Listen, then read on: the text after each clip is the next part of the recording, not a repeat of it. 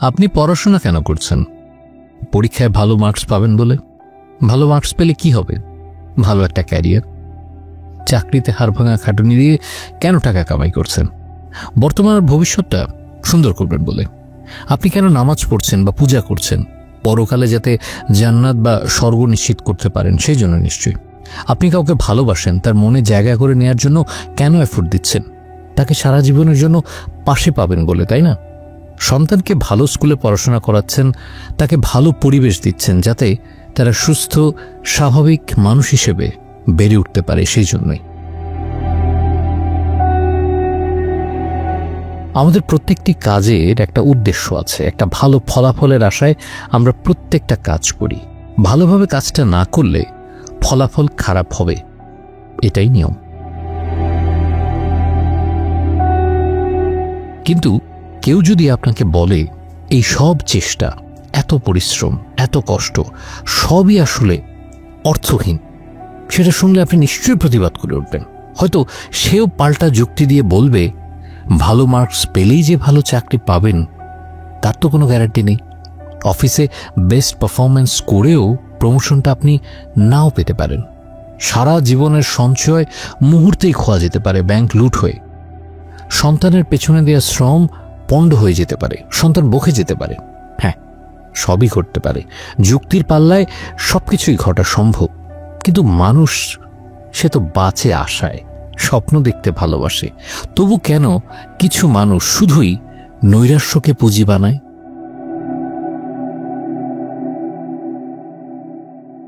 সমাজবিজ্ঞানীরা এই বিষয়টাকেই নাম দিয়েছেন নিহিলিজম।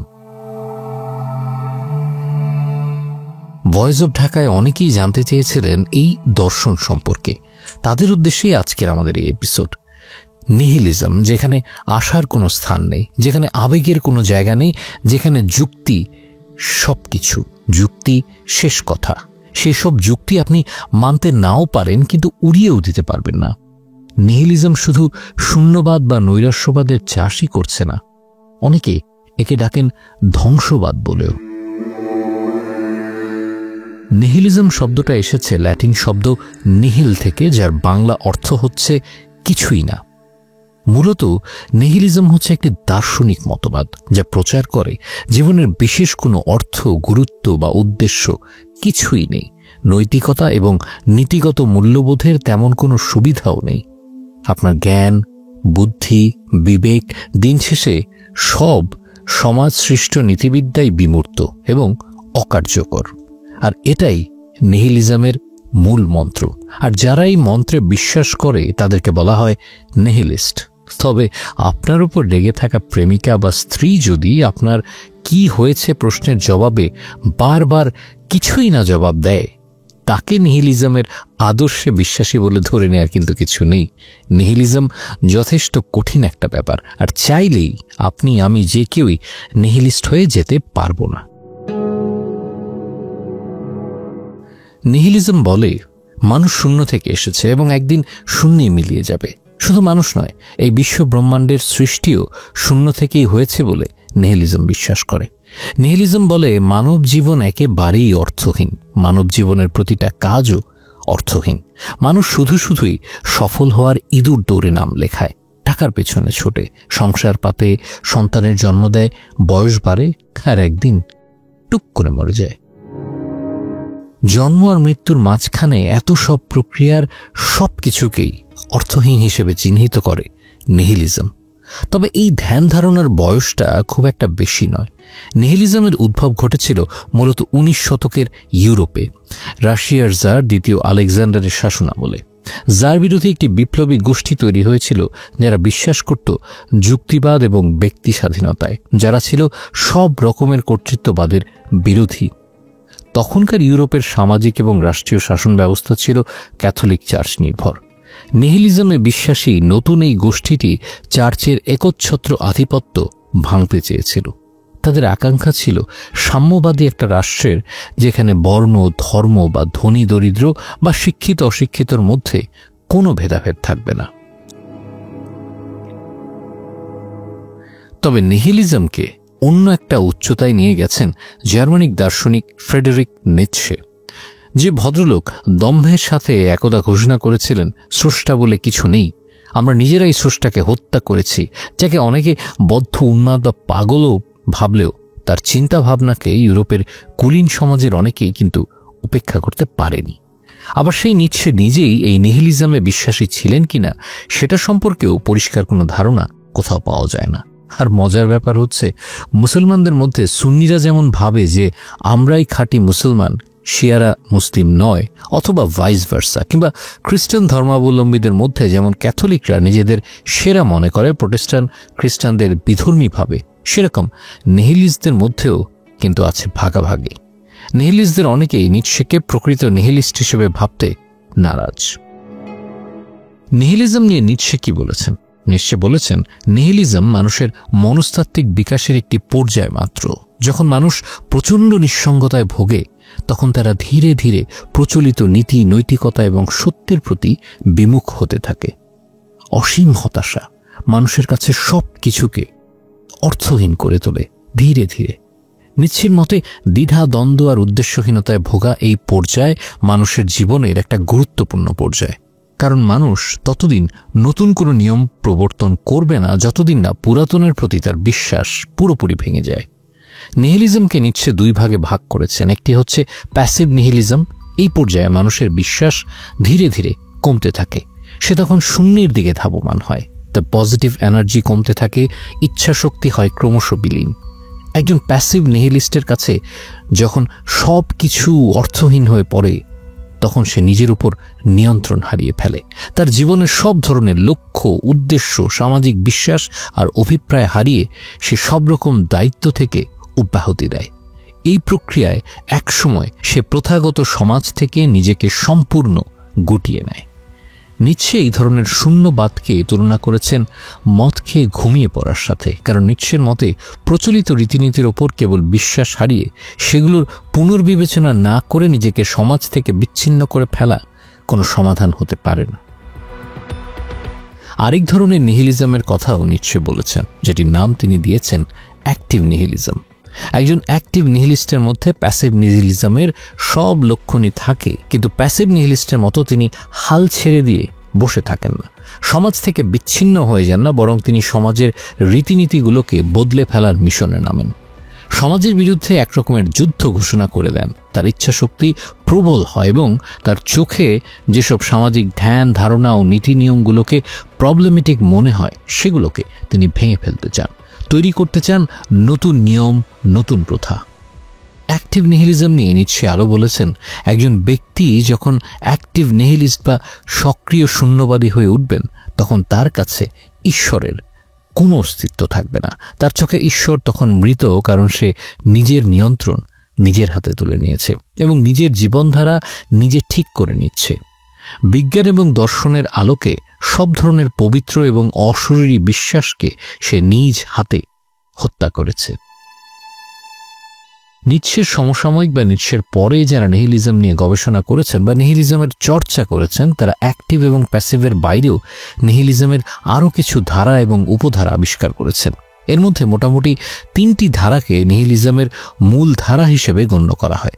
প্রথমটি হচ্ছে এক্সিস্টেন্সিয়াল নিহিলিজম। এই নিহিলিজম আমাদের অস্তিত্ব নিয়ে প্রশ্ন তোলে। এক্সিস্টেন্সিয়াল নিহিলিজম বলে মানুষের আসলে বেঁচে থাকার কোনো অর্থ নেই। 70-75 বছরের গড় আয়ু নিয়ে বিশ্বে যে বিলিয়ন বিলিয়ন মানুষ বেঁচে আছে, এরা নাকি অযথাই জীবন ধারণ করছে আর করছে শুধুই অক্সিজেনের অপচয়।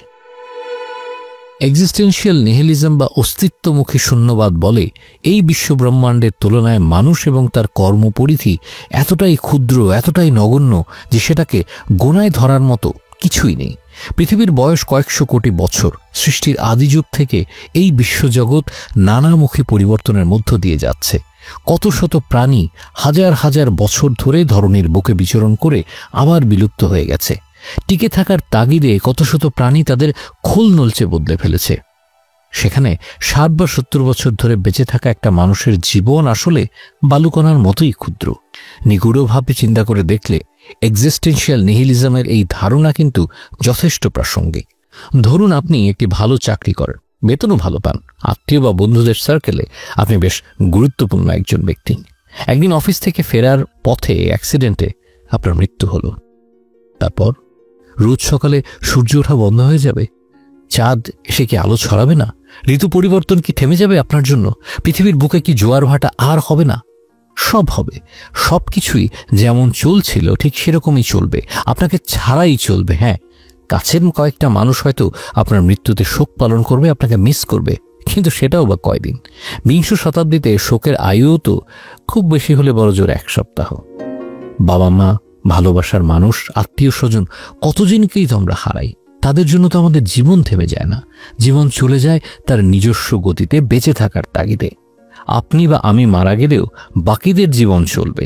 সূর্যকে কেন্দ্র করে পৃথিবী ঘুরবে তার আপন গতিতে। পৃথিবীর চেয়ে অনেক বড় সৌরজগৎ, তার চেয়েও বড় অ্যান্ড্রোমিডা গ্যালাক্সির, তার চেয়ে অনেক বড় গ্রহপুঞ্জ, আর তার বাইরেও যে কত বড় এই বিশ্ব ব্রহ্মাণ্ড, তার খোঁজও তো আমরা পাই না। সেখানে ছোট্ট অ্যান্ড্রোমিডা গ্যালাক্সির ক্ষুদ্র সৌরজগতের পৃথিবী নামের সামান্য একটা গ্রহের বাংলাদেশ নামের পুচকে একটা দেশের নাগরিক হয়ে অনেক কিছু অর্জন করে ফেলেছি টাইপের যে আত্মগরিমায় আমরা ভুগি, সেটাকেই সপাটে চর মেরেছে এক্সিস্টেনশিয়াল নিহিলিজম।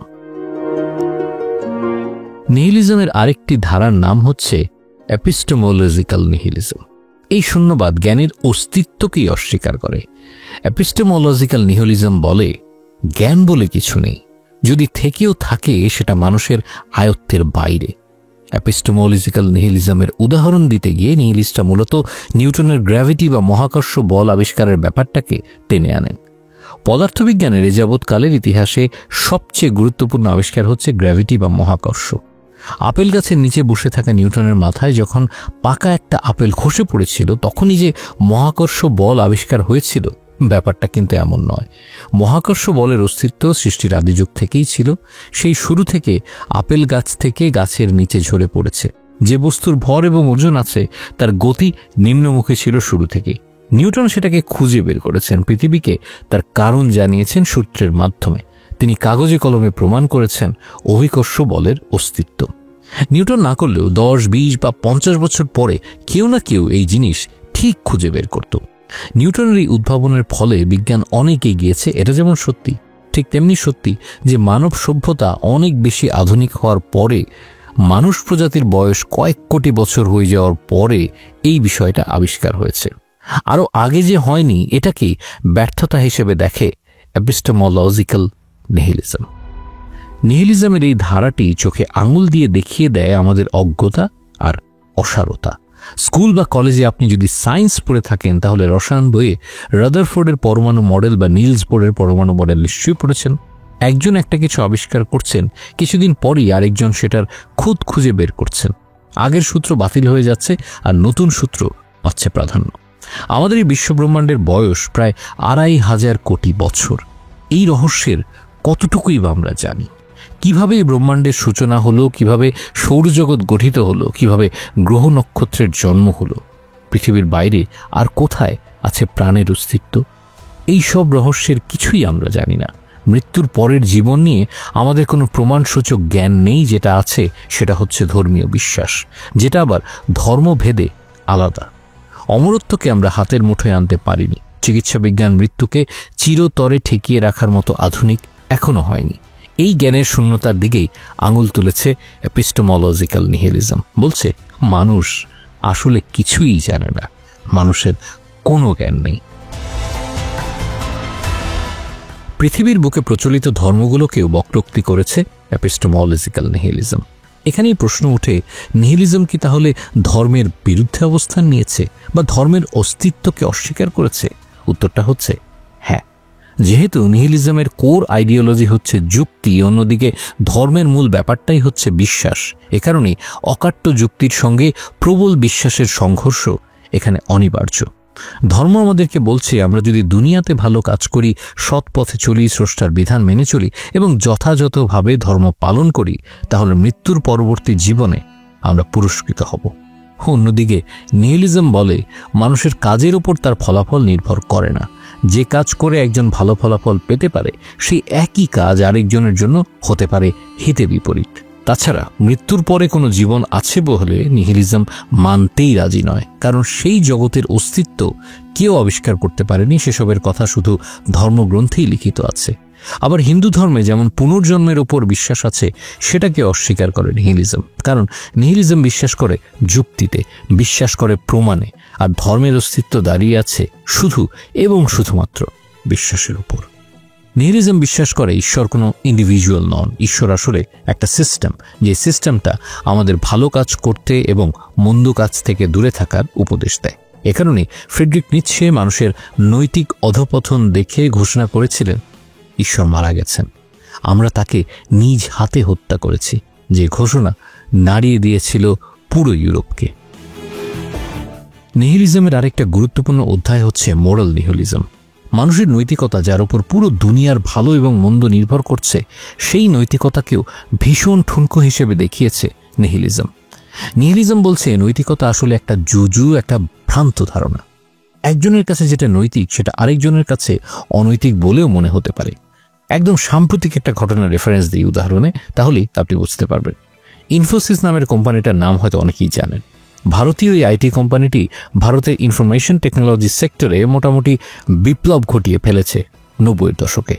এখনও ভারতের সবচেয়ে বড় আইটি কোম্পানিগুলোর মধ্যে একটি হচ্ছে ইনফোসিস। টপ র্যাঙ্কের আইটি ইঞ্জিনিয়ারদের স্বপ্ন থাকে এই প্রতিষ্ঠানে চাকরি করার। এই ইনফোসিসের প্রতিষ্ঠাতা এবং মালিক হচ্ছেন নারায়ণ মূর্তি, যিনি আবার সম্পর্কের দিক থেকে সাবেক ব্রিটিশ প্রধানমন্ত্রী ঋষি সুনাকের শ্বশুর। তো এই নারায়ণ মূর্তি কিছুদিন আগে একটা মন্তব্য করেছিলেন যে ভারতের ইঞ্জিনিয়াররা নাকি বেশ অলস প্রকৃতির, এরা সপ্তাহে 40 ঘন্টার বেশি কাজ করতেই চায় না, অথচ একজন তরুণ ইঞ্জিনিয়ারের উচিত সপ্তাহে অন্তত 70 ঘন্টা করে কাজ করা।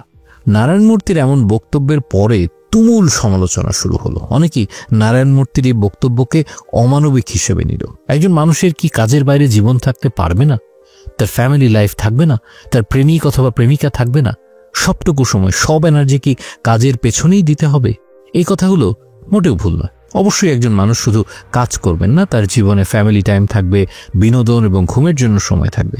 কিন্তু যদি আপনি একজন উদ্যোক্তা বা প্রতিষ্ঠান মালিকের দৃষ্টিকোণ থেকে পুরো ব্যাপারটা দেখেন, নারায়ণ মূর্তিকে আপনার কাছে ভুল বলে মনে হবে না। তিনি 70 ঘন্টা কাজের ব্যাপারটা বলেছিলেন অর্থনৈতিক চাকা সচল করার দৃষ্টিকোণ থেকে। যত বেশি কাজ, তত বেশি উৎপাদন, তত বেশি উন্নতি। এভাবে যদি দেখেন, নারায়ণ মূর্তিকে কিন্তু কাঠগড়ায় তোলার তেমন একটা সুযোগ থাকে না। এই ব্যাপারটাকেই চমৎকারভাবে ব্যাখ্যা করেছিলেন ফ্রেডরিক নিৎসে। তিনি এটার নাম দিয়েছিলেন মাস্টার মোরালিটি এবং স্লেভ মোরালিটি। নিৎসের মতে নৈতিকতা জিনিসটা পুরোপুরি আপেক্ষিক এবং এটা ভিন্ন ভিন্ন পরিস্থিতির প্রেক্ষিতে ভিন্ন রকম হয়। যেমন একজন কারখানার মালিকের কাছে তার শ্রমিকের একদিন বেশি ছুটি চাওয়া কিংবা কাজে সামান্য ফাঁকিবাজিকে খারাপ মনে হতে পারে। আবার পুরো ঘটনাটা যদি আমরা শ্রমিকের দৃষ্টিকোণ থেকে দেখি, তাহলে মালিকের আচরণকে অমানবিক মনে হবে। উভয় পক্ষই কিন্তু নিজেদের দৃষ্টিতে নিজেদের মতো করে নৈতিকতাকে সংজ্ঞায়িত করে নেয়। আরেকটা উদাহরণ দিয়ে মোরাল নিহিলিজমকে ব্যাখ্যা করা যায়। সকালে ঘুম থেকে উঠে পত্রিকা হাতে নিয়ে আপনি প্রথম পাতায় দেখলেন র্যাবের ক্রসফায়ারে একজনের মৃত্যু। দেখে হয়তো আপনি ভাবলেন, দেশে আদালত আছে, আইন আছে, বিচার আছে, তাহলে ক্রসফায়ারে কেন কারো মৃত্যু হবে? খবরটা পড়ে আপনি জানতে পারলেন যিনি মারা গেছেন তিনি ধর্ষণ মামলার আসামি। তখন আবার আপনার মনে হলো, ভালোই হয়েছে, ধর্ষকদের বেঁচে থাকার কোনো অধিকার নেই।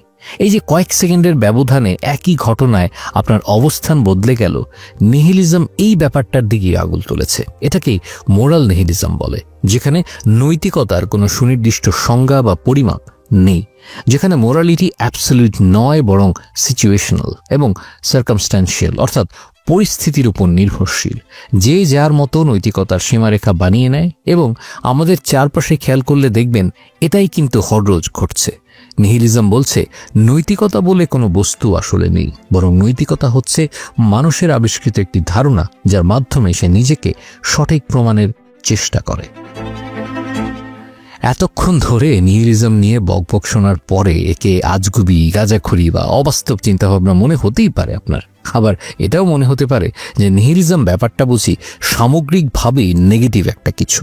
হ্যাঁ, নিহিলিজমের মধ্যে নেগেটিভ ইম্প্যাক্ট বেশি, এটা স্বীকার করে নিতে কোনো অসুবিধা নেই। তবে নিহিলিজমের পজিটিভ দিকও কিন্তু আছে, সেটা হচ্ছে অপটিমিস্টিক নিহিলিজম। ভাবতে পারেন, নিহিলিজমের নামই যেখানে নৈরাশ্যবাদ, যেখানে আশা আসছে কোত্থেকে? নৈরাশ্যের মধ্যেও তো আশার আলো দেখা যায়, সেটাকেই বলা হচ্ছে অপটিমিস্টিক নিহিলিজম। নিহিলিজম একদিকে বলছে জীবনের কোনো উদ্দেশ্য নেই, নৈতিকতা নেই, সুনির্দিষ্ট কোনো প্যারামিটার নেই। অন্যদিকে একই কারণগুলো দেখিয়ে নিহিলিজম বলছে তাহলে কেন সমাজের চাপে অন্যের প্রত্যাশার বোঝা কাঁধে নিয়ে একটা বিরক্তিকর জীবন আপনি কাটাচ্ছেন? একটাই জীবন, আর সেই জীবনের সর্বময় সিদ্ধান্ত গ্রহণের ভার আপনার হাতে। তাহলে কেন জীবনটাকে উপভোগের পথে ছুটছেন না আপনি? কেন জীবনকে নিজের হাতে রাঙিয়ে নিচ্ছেন না? এই ব্যাপারটাকে অপটিমিস্টিক নিহিলিজম হিসেবে অভিহিত করা হয়েছে। নিহিলিজম নিয়ে জানতে গেলে একজন সত্যিকারের নিহিলিস্ট আসলে পৃথিবীকে কিভাবে দেখে, বিভিন্ন বিষয় তারা দৃষ্টিভঙ্গিটা কেমন ভাবে রাখে, এই জানাটা কিন্তু খুব জরুরি। প্রথমত, সে নিজেকে সামান্য একটি স্তন্যপায়ী প্রাণী, একজন হোমোসেপিয়েন্স হিসেবে ভাবে।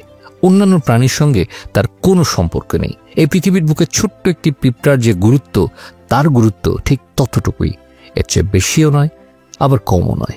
নিজেকে টিকিয়ে রাখার জন্য, নিজেদের শ্রেষ্ঠত্ব বজায় রাখার জন্য আমরা পৃথিবীটাকে যেভাবে বসবাসের অনুপযুক্ত করে তুলেছি, যেভাবে অন্য প্রাণীদের বাসস্থল ধ্বংস করেছি, তাদেরকে বিলুপ্ত করেছি, সেটা একজন নিহিলিস্টের চোখে অপরাধ ছাড়া আর কিছুই নয়।